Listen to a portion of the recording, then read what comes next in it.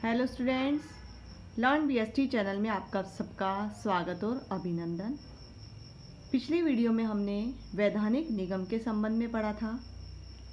इस वीडियो में हम सरकारी कंपनी के संबंध में पढ़ेंगे। सरकारी कंपनी अर्थात इन कंपनियों की स्थापना कंपनी अधिनियम, भारतीय कंपनी अधिनियम 2013 के अंतर्गत की जाती है। यानी इनकी स्थापना के लिए जो अधिनियम बनाया गया है वो है भारतीय कंपनी अधिनियम 2013, जिसमें इन कंपनियों को किस प्रकार से चलाना उसके संबंध में आवश्यक नियम दिए जाते हैं। ये सरकारी कंपनियां होती है, यानी सरकार के द्वारा स्थापित की जाती है, लेकिन निजी क्षेत्र की कंपनियों के समान इनका भी पंजीयन करवाया जाता है और इनका संचालन भी कंपनी अधिनियम के प्रावधानों के अनुसार होता है। इनकी स्थापना विशुद्ध रूप से, यानी इनकी स्थापना का जो मेन उद्देश्य होता है वो व्यवसाय करना, तथा ये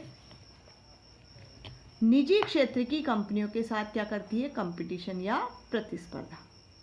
यानी इनकी स्थापना व्यवसाय के लिए की जाती है, ठीक है, और निजी क्षेत्र की कंपनियों के साथ ये कंपटीशन भी करती है। कंपनी अधिनियम 2013 की धारा 245 के अनुसार एक सरकारी कंपनी वह कंपनी होती है जिसकी कम से कम 51% चुकता अंश पूंजी या तो केंद्र सरकार के पास हो या फिर राज्य सरकार के पास हो या फिर कुछ राज्य सरकारों के और कुछ केंद्र सरकारों के पास हो या शेष एक या एक से अधिक राज्य सरकारों के पास हो, तथा उसमें वह कंपनी सम्मिलित होगी जो किसी, यानी उसको भी सम्मिलित कर सकते हैं जो किसी सरकारी कंपनी की सहायक कंपनी होती है। सबसे पहले समझिए सरकारी कंपनी एक ऐसी कंपनी, हम सभी जानते हैं कि सभी कंपनियों में अंश पूंजी के माध्यम से, यानी अंशों के माध्यम से पूंजी लगाई जाती है। इसके अंतर्गत भी अंश पूंजी के माध्यम से कंपनी की स्थापना की जाती है। तो इसकी जो 51%, यानी मिनिमम 51% या उससे अधिक भी हो सकता, मिनिमम तो 51% है, 51% चुकता अंश पूंजी केंद्र सरकार, यानी इसमें 51% पैसा कौन लगा रहा है, या तो केंद्र सरकार या फिर राज्य सरकार या फिर कुछ केंद्र सरकार के पास है, यानी कुछ पैसा तो केंद्र सरकार द्वारा लगाया गया और कुछ किसके द्वारा लगाया गया है, एक या एक से अधिक राज्य सरकारों के द्वारा लगाया गया। नहीं, एक या एक से अधिक राज्य सरकारों के पास इसकी अंश पूंजी है, अंश है, तथा उसमें वह कंपनी भी सम्मिलित है, यानी उन कंपनियों को भी सम्मिलित किया जाता है जो किसी सरकारी कंपनी की सहायक कंपनी होती है। इस परिभाषा से स्पष्ट है कि सरकार का ऐसी कंपनी की चुकता पूंजी पर नियंत्रण होता है।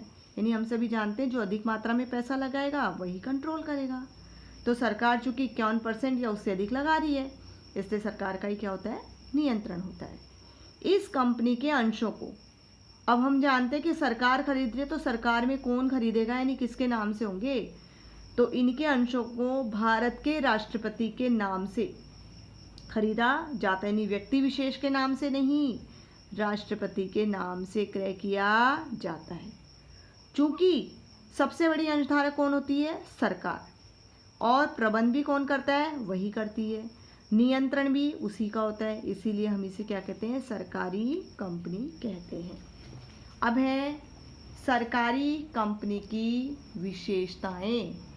सबसे पहला है, इसकी जो स्थापना की जाती है वो भारतीय कंपनी अधिनियम 1956 के तहत इसकी स्थापना की जाती है। नेक्स्ट, किसी भी अन्य पक्ष पर मुकदमा, यानी कंपनी किसी भी अन्य पक्ष के विरुद्ध या पक्ष पर न्यायालय में मुकदमा दायर कर सकती है और कोई भी पक्ष इस पर मुकदमा दायर कर सकता है, ठीक है। चूँकि इसकी स्थापना कानून के द्वारा हुई है, इसका अपने सदस्यों से अलग पृथक वैधानिक अस्तित्व होता है, इसीलिए इस पर कोई भी मुकदमा दायर कर सकता है और ये भी किसी पर भी मुकदमा दायर कर सकती है। नेक्स्ट, अनुबंध कर सकती है। कंपनी जैसे एक व्यक्ति अनुबंध करता है वैसे ही अनुबंध भी कर सकती है। अपने नाम से संपत्ति को भी खरीद सकते, क्योंकि ये भी एक कृत्रिम व्यक्ति ही तो है। तो ये अनुबंध भी कर सकती है और अपने नाम से संपत्ति भी खरीद सकती है। अब आप कहेंगे अनुबंध करेगी या संपत्ति खरीदेगी तो हस्ताक्षर कौन करेगा? तो हमने पढ़ा था सार मुद्रा, जो कि कंपनी की सील होती है। तो कंपनी चूंकि स्वयं कृत्रिम व्यक्ति है, हस्ताक्षर नहीं कर सकती, तो वहाँ कंपनी के प्रलेखों पर क्या लगा दी जाएगी? सील। यानी जहाँ जहाँ हस्ताक्षर की आवश्यकता है वहाँ वहाँ सार मुद्रा अंकित कर दी जाएगी। नेक्स्ट है अन्य किसी भी सार्वजनिक कंपनी के समान।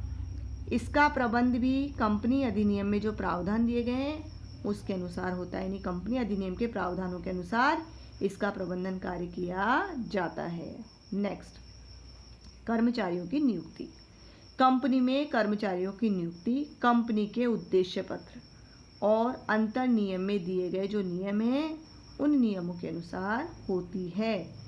और कंपनी के उद्देश्य पत्र में कंपनी का उद्देश्य यानी किस उद्देश्य के लिए स्थापित की जाती है जो अंकित किया जाता है। तो कंपनी के उद्देश्य पत्र और अंतर नियम यानी कंपनी के आंतरिक नियम, स्वयं के नियम, संचालन के नियम, इसके मुख्य प्रलेख होते हैं। तो इस कंपनी के मुख्य प्रलेख क्या क्या है? उद्देश्य पत्र और अंतर नियम। क्वेश्चन आता है सरकारी कंपनी के मुख्य प्रलेख बताइए, तो उद्देश्य पत्र और अंतर नियम, जिनमें कंपनी के उद्देश्य और नियम दिए होते हैं।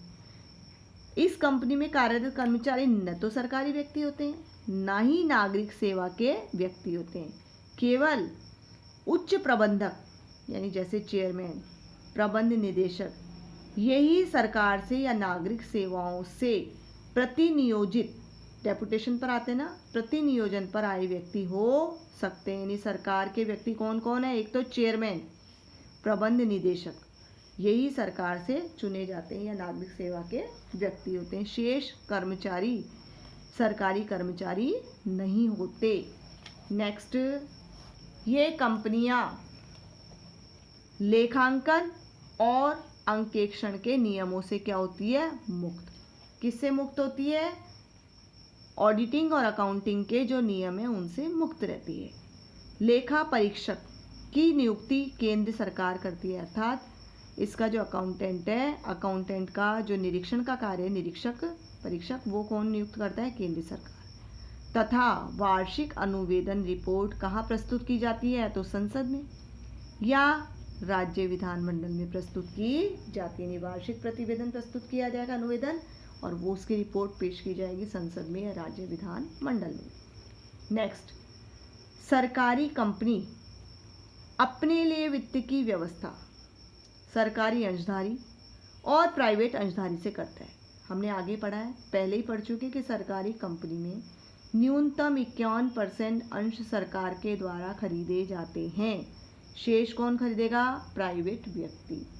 ठीक है, तो सरकारी अंशधारी भी खरीदते हैं, प्राइवेट। तो इनके लिए वित्त की व्यवस्था कहाँ से हो सकती है? सरकारी अंशधारियों के माध्यम से भी और प्राइवेट अंशधारियों के माध्यम से भी। वह पूंजी बाजार यानी ये पूंजी बाजार से भी वित्त की व्यवस्था कर सकती है। नेक्स्ट, सरकारी कंपनी के कुछ लाभ भी हैं। सबसे पहला लाभ है इसका स्थापना का। एक सरकारी कंपनी की स्थापना भारतीय कंपनी अधिनियम की औपचारिकताओं को पूरा करने से, यानी जैसे ही भारतीय कंपनी अधिनियम 2013 की औपचारिकताएं पूरी कर ली गई, त्यों ही इस कंपनी की स्थापना की जा सकती है। इसके लिए यानी इसके लिए संसद में, ठीक है, किसी विशेष अधिनियम को पारित करने की आवश्यकता ही नहीं है। नेक्स्ट, पृथक कानूनी अस्तित्व। इनका सरकार से पृथक कानूनी अस्तित्व यानी कोई भी सरकार आए इस पर किसी प्रकार का कोई प्रभाव नहीं पड़ता। नेक्स्ट, निर्णय लेने संबंधी, प्रबंधन संबंधी निर्णय लेने में इनको पूरी स्वतंत्रता, यानी अपने कंपनी को कैसे चलाना है इसका निर्णय लेने में किसी प्रकार की बाउंडेशन नहीं है, फुल फ्रीडम है। ये सभी कदम यानी ये जो निर्णय का कदम है व्यावसायिक दूरदर्शिता के अनुसार उठाते हैं, यानी निर्णय व्यवसाय में क्या भविष्य में लाभ होने वाला है इसको सोच समझ करके निर्णय लिए जाते हैं। नेक्स्ट, इस पर जो वस्तुएं और सेवाएं प्राप्त होती है वो होती है उचित मूल्य पर। परिणाम स्वरूप ये बाजार पर हावी हो जाती है। अर्थात जब उचित मूल्य पर ये बेच रही है तो क्या प्राइवेट सेक्टर से कोई खरीदेगा क्या? नहीं। परिणाम स्वरूप इनका बोलबाला रहता है मार्केट में, अधिक से अधिक इनका ही माल बिकता है या इनकी सेवाएं बिकती है। तथा अस्वस्थ व्यावसायिक व्यवहार पर, यानी जो कालाबाजारी है, महंगी वस्तुएं बेचनी है, मिलावट है, इस प्रकार के अस्वस्थ व्यावसायिक व्यवहार क्या हो जाता है, रुक जाता है, उस पर बाउंडेशन लग जाती है। अब नेक्स्ट है इसकी सीमाएं या इसके दोष। सबसे पहले, चूंकि कुछ कंपनियों में सरकार ही अंशधारक, कुछ में तो केवल सरकार ही अंशधारक होते हैं, तो ऐसी स्थिति में केवल सरकार अंशधारक है तो कंपनी अधिनियम का के प्रावधान का कोई औचित्य, कोई मतलब ही नहीं रह पाता। नेक्स्ट, संवैधानिक उत्तरदायित्व से बचती है।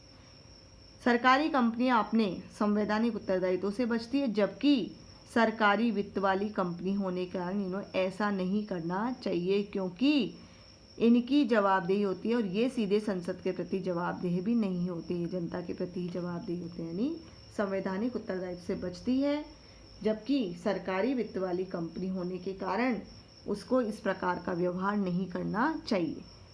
ये संसद के प्रति जवाबदेही भी नहीं होती डायरेक्ट। नेक्स्ट, एकमात्र अंशधारक सरकार यदि होती है तो इसके कारण इसका प्रबंध और प्रशासन दोनों ही किसके हाथ में चला जाएगा, सरकार के। कारण कि इसकी पूरी अंश पूंजी किसके द्वारा लगाई गई है, यानी पूरे अंशों को किसके द्वारा खरीदा गया, सरकार के द्वारा। तो सरकार ही प्रबंध करेगी, सरकार इसको संचालित करने का कार्य करेगी, तो सरकार के हाथ में ही इसके समस्त कार्य प्रणाली है। इस प्रकार अन्य कंपनियों के समान पंजीकृत होने के बावजूद, चूंकि ये भी रजिस्टर्ड होती है रजिस्ट्रेशन ऑफिस में, लेकिन फिर भी कंपनी होने का जो उद्देश्य है वो पूरी तरह से क्या हो जाता है, समान। इसे ध्यानपूर्वक सुनिए, पढ़िए, समझिए, और यदि आप लोगों को पसंद आती है तो इस वीडियो को लाइक और शेयर कीजिए और अपने फ्रेंड्स में भी शेयर कीजिए। और यदि आपने अभी तक हमारा चैनल सब्सक्राइब नहीं किया है तो चैनल को सब्सक्राइब कीजिए। नेक्स्ट वीडियो में हम पढ़ेंगे सार्वजनिक क्षेत्र की बदलती हुई भूमिका। तब तक आप इसे ध्यान से पढ़िए और समझिए। Okay, thanks.